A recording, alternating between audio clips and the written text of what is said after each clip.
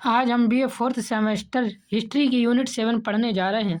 Unit 7 में हम history of modern world की महत्वपूर्ण घटना बोल्शेविक रिवॉल्यूशन को पढ़ेंगे। इसके बारे में अध्ययन करेंगे। यह इस क्लास में हम समझेंगे कि रूस में यह क्रांति क्यों हुई और इसके प्रमुख कारण क्या थे। याद रखिए यह क्लास थ्योरी और MCQ दोनों प्रकार के पेपर के लिए तैयार की गई है।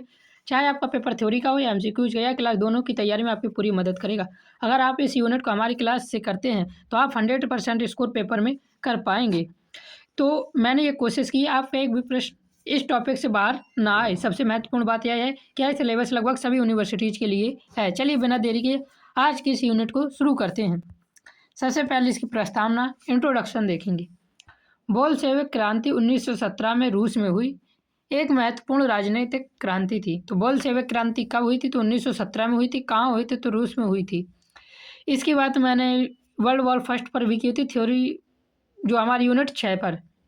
इसे अक्टूबर क्रांति भी कहा जाता है। बोल्शेविक क्रांति को और किस नाम से जाना जाता है? तो याद रखना अक्टूबर क्रांति के नाम से भी इसे जाना जाता है। इस क्रांति का नेतृत्व व्लादिमीर लेनिन के नेतृत्व में बोल्शेविक दल ने किया था। तो पूछा जा सकता है इस क्रांति का नेतृत्व किस व्यक्ति ने किया था? तो व्लादिमीर लेनिन ने। और इस व्यक्ति के नेतृत्व में किस दल ने किया? तो बोल्शेविक दल ने किया था। इस क्रांति के परिणाम स्वरूप रूस में साम्यवादी शासन स्थापित हुआ और आगे चलकर यह सोवियत संघ USSR का गठन हुआ।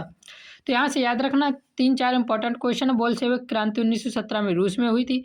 इसको अन्य नाम अक्टूबर क्रांति है। इस क्रांति का नेतृत्व व्लादिमीर लेनिन ने की थी और यह किस दल के अधीन हुई थी? तो बोल्शेविक दल के में हुई थी। इस क्रांति के परिणाम स्वरूप रूस में साम्यवादी शासन स्थापित हुआ और आगे चलकर सोवियत संघ USSR का गठन भी हुआ था। फिर देखिए रूस की राजनीतिक स्थिति। यहाँ से आप पढ़ लेंगे ये थ्योरी, उसके बाद आपका एक भी MCQ नहीं छूटने वाला है। क्रांति से पहले रूस में जार निकोलस द्वितीय का निरंकुश शासन था। याद रखना क्रांति से पहले रूस में किसका शासन था? तो जार निकोलस द्वितीय का शासन था रूस में क्रांति से पहले। शासन व्यवस्था राजतंत्र पर आधारित थी। जार के पास असीमित शक्तियाँ थीं और जनता को राजनीतिक अधिकार बहुत कम प्राप्त थे। रूस की संसद को क्या कहा जाता था? ड्यूमा कहा जाता था, याद रखना। परंतु रूस की संसद की शक्तियाँ बहुत सीमित थीं। तो ये थोड़े थोड़े टॉपिक याद रखना, यहाँ से क्वेश्चन बनते हैं। रूस की सामाजिक और आर्थिक स्थिति कैसी थी? रूस के किसान भूमि की कमी से परेशान थे। औद्योगिक मजदूरों की स्थिति अत्यंत दयनीय थी। मजदूरों को कम वेतन मिलता था और काम की परिस्थितियाँ बहुत खराब थीं। समाज में अमीर और गरीब के बीच गहरी असमानता थी। इसलिए इसने भी अक्टूबर क्रांति का एक मुख्य कारण बन जाता है। फिर बात आती है 1905 की क्रांति। 1905 की क्रांति का मुख्य कारण जापान के साथ युद्ध में रूस की हार थी। इस क्रांति के बाद जार निकोलस द्वितीय को कुछ सुधार करने पड़े और रूस में ड्यूमा नामक संसद की स्थापना की गई। तो अब आगे देखिए प्रथम विश्व युद्ध का क्या प्रभाव पड़ा था। प्रथम विश्व युद्ध की वजह से ही के बीच में ही यह क्रांति हुई थी और 1917 में रूस को प्रथम विश्व युद्ध से अलग होना पड़ा था। किस क्रांति की वजह से?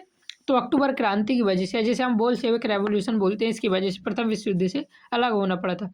तो 1914 में प्रथम विश्व युद्ध शुरू हुआ और रूस मित्र राष्ट्रों की ओर से इसमें शामिल हुआ। युद्ध के कारण रूस की अर्थव्यवस्था कमजोर हो गई और खाद्यान्न संकट बढ़ गया। इसी कारण जनता में असंतोष फैल गया। गरीबी, महंगाई और बेरोजगारी तेजी से बढ़ने लगी थी। तो प्रथम विश्व युद्ध कब शुरू हुआ? तो 1914 में शुरू हुआ था, ये याद रखना। यूनिट 6 पर मैंने इसके बारे में डिटेल से समझाया हुआ है। फिर बात आती है फरवरी क्रांति। 1917 की क्रांति फरवरी क्रांति के नाम से जानी जाती है। फरवरी 1917 में पेट्रोग्राड में खाद्यान्न संकट और आर्थिक समस्याओं के कारण जनता ने विद्रोह कर दिया। परिणाम स्वरूप जार निकोलस द्वितीय को सिंहासन छोड़ना पड़ा। तो जार निकोलस द्वितीय को सिंहासन किस क्रांति में छोड़ना पड़ा? तो याद रखना फरवरी क्रांति में छोड़ना पड़ा। इसके बाद रूस में अस्थायी सरकार का गठन हुआ। तो यहाँ से क्वेश्चन पूछा जा सकता है जार निकोलस द्वितीय को सिंहासन छोड़ने के बाद रूस पर किस सरकार का गठन हुआ? तो याद रखना प्रोविजनल गवर्नमेंट, अर्थात अस्थायी सरकार का गठन हुआ था। और इसका नेतृत्व किसने किया था? तो याद रखना अलेक्जेंडर केरेंस्की ने इसका नेतृत्व किया था और यह सरकार लगभग 8 महीनों तक सत्ता में रही। तो अस्थायी सरकार अर्थात प्रोविजनल गवर्नमेंट कब तक सत्ता में रही? तो 8 महीनों तक सत्ता में रही थी। अब आगे देखते हैं बोल्शेविक दल और लेनिन। बोल्शेविक रेवोल्यूशन जो हुआ था, इस दल के नेता कौन थे? व्लादिमीर लेनिन थे, जिनका वास्तविक नाम व्लादिमीर इलिच था ल्योनाव था। लेनिन कार्ल मार्क्स के विचारों से प्रभावित होकर मार्क्सवाद की विचारधारा को रूस में लागू करना चाहते थे। जो लेनिन था वह कार्ल मार्क्स के विचारों से प्रभावित थे तथा मार्क्सवाद की विचारधारा को यहाँ पे लागू करना चाहते थे। बोल्शेविक दल को मुख्य रूप से मजदूर वर्ग का समर्थन प्राप्त था। एमसीक्यू में पूछा जा सकता है बोल्शेविक दल को किसका समर्थन प्राप्त था, तो याद रखना मजदूर वर्ग का यहाँ समर्थन प्राप्त था। अब आगे देखते हैं। और बोल्शेविक के नाम पर ही इसका नाम बोल्शेविक क्रांति पड़ गया, जिसे हम अक्टूबर क्रांति कहते हैं। 7 नवंबर 1917 को लेनिन के नेतृत्व में बोल्शेविक ने पेट्रोग्राड में विंटर पैलेस पर कब्जा किया। इस घटना को अक्टूबर क्रांति या बोल्शेविक क्रांति के नाम से जाना जाते हैं। अक्टूबर क्रांति याद रखना नवंबर में हुई थी, 7 नवंबर 1917 को हुई थी, लेकिन इसका नाम क्या पड़ा था? अक्टूबर क्रांति पड़ा था। और बोल्शेविक का नाम क्या है? तो अक्टूबर क्रांति, ऐसे याद रखना। यह याद रखना है अक्टूबर क्रांति को अन्य किस नाम से जाना जाता है? तो बोल्शेविक क्रांति के नाम से भी जाना जाता है। बोल्शेविक क्रांति को अन्य किस नाम से जाना जाता है? तो अक्टूबर क्रांति के नाम से जाना जाता है। इसके बाद सत्ता बोल्शेविकों के हाथ में आ गई और रूस में साम्यवादी शासन स्थापित हो गया। बोल्शेविक क्रांति का प्रसिद्ध नारा था शांति, रोटी और भूमि। यानी शांति चाहिए, रोटी चाहिए और भूमि। अब बोल्शेविक सरकार की कुछ नीतियां थी, उनको देखते हैं। बोल्शेविक सरकार ने कई महत्वपूर्ण कदम उठाए। भूमि का राष्ट्रीयकरण किया गया, चर्च की संपत्ति जब्त कर ली गई, उद्योग पर सरकारी नियंत्रण स्थापित किया गया। रूस की राजधानी 1918 में पेट्रोग्राड से मॉस्को स्थानांतरित की गई। तो याद रखना रूस की राजधानी कब स्थानांतरित की गई थी? तो 1918 में की गई थी। स्थानांतरित कर नई राजधानी क्या बनी थी? तो मॉस्को बनी थी। पुरानी राजधानी क्या थी? तो पेट्रोग्राड थी। ये चीज़ें याद रखना, ये 3 चीज़ें। उद्योग पर सरकारी नियंत्रण स्थापित हो गया, चर्च की संपत्ति जब्त कर ली गई थी, भूमि का राष्ट्रीयकरण किया गया था। अब देखें रूसी गृह युद्ध। अक्टूबर क्रांति के बाद रूस में गृह युद्ध शुरू हो गया, जो कि 1917 से 1921 तक चला। याद रखना रूसी गृह युद्ध कितने वर्षों तक चला? तो 1917 से 1921 तक लगभग 3 वर्ष तक चला था, 3 से 4 वर्ष के आसपास चला था। इस युद्ध में बोल्शेविकों की रेड आर्मी का सामना विरोधी शक्तियों की व्हाइट आर्मी से हुआ। तो बोल्शेविकों की आर्मी का नाम क्या था? रेड आर्मी था। इसका सामना किससे हुआ? तो विरोधी शक्तियों की व्हाइट आर्मी से हुआ। रेड आर्मी का संगठन ट्रोट्स्की ने किया था और अंततः बोल्शेविक को विजय प्राप्त हुई।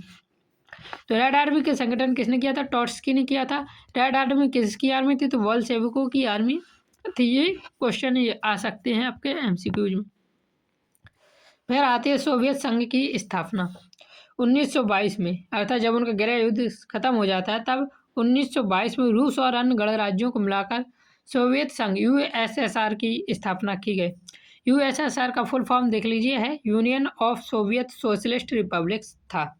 क्या है? यूएसएसआर का union of Soviet socialist republics था। शुरुआत में इसके 4 गणराज्य शामिल थे। तो यूएसएसआर का यहाँ से फुल फॉर्म याद रखना। इसकी स्थापना कब हुई? तो 1922 में हुई। ये याद रखना, ये पेपर में पूछे जा सकते हैं। फिर उसके बाद नई आर्थिक नीति आती है। 1921 में लेनिन ने नई आर्थिक नीति नैप लागू की। इसका उद्देश्य रूस की कमजोर अर्थव्यवस्था को सुधारना था। इस नीति के तहत सीमित निजी व्यापार को अनुमति दी गई। अब लेनिन की जब मृत्यु हो जाती है तो स्टालिन का उदय होता है, वही देखते हैं। लेनिन की मृत्यु कब हुई? तो 1924 में लेनिन की मृत्यु हो गई। इसके बाद स्टालिन सोवियत संघ का प्रमुख नेता बना और उसने जनरल सेक्रेटरी के पद पर रहकर सत्ता संभाली थी। तो स्टालिन किस पद पर रहकर उसने सत्ता संभाली? तो जनरल सेक्रेटरी के पद पर रहकर सत्ता संभाली थी। लेनिन की मृत्यु कब हुई थी? तो 1924 में लेनिन की मृत्यु हुई थी। स्टालिन ने 5 वर्षीय योजना शुरू की और कृषि का सामूहिकरण, कोलहोज जिसे बोलते हैं रसिया में, कोलहोज लागू किया। याद रखना। बोल्शेविक क्रांति के क्या प्रभाव रहे? बोल्शेविक क्रांति के परिणाम स्वरूप रूस में साम्यवादी शासन स्थापित हुआ। इससे विश्व में समाजवाद के प्रसार को प्रोत्साहन मिला और कई देशों में साम्यवादी आंदोलनों की प्रेरणा मिली। आगे चलकर चीन जैसे देशों में भी साम्यवादी क्रांतियाँ हुई। तो बोल्शेविक क्रांति एक महत्वपूर्ण क्रांति थी। इसने रूस की राजनीतिक, सामाजिक और आर्थिक व्यवस्था को पूरी तरह बदल दिया और विश्व इतिहास में एक नया युग शुरू किया था। तो इस प्रकार बोल्शेविक रेवोल्यूशन आपका ख़त्म होता है और बोल्शेविक रेवोल्यूशन से आने वाले सारे एमसीक्यू आपके इसी टॉपिक पर मैंने कवर करवा दिए हैं। आप ये पढ़ने के बाद आप 100% स्कोर कर पाएंगे। तो चैनल पर नए हैं तो सब्सक्राइब जरूर कर देना, वीडियो पसंद आई हो तो लाइक ज़रूर कर देना यार। बहुत मेहनत लगती है आपको एक एक वीडियो बनाने में, पूरा PDF तैयार किया जाता है, उसके बाद आपके लिए वीडियो दी जाती है। तो चैनल पर नए हैं तो सब्सक्राइब जरूर कर देना। जय हिंद, जय भारत, राधे राधे।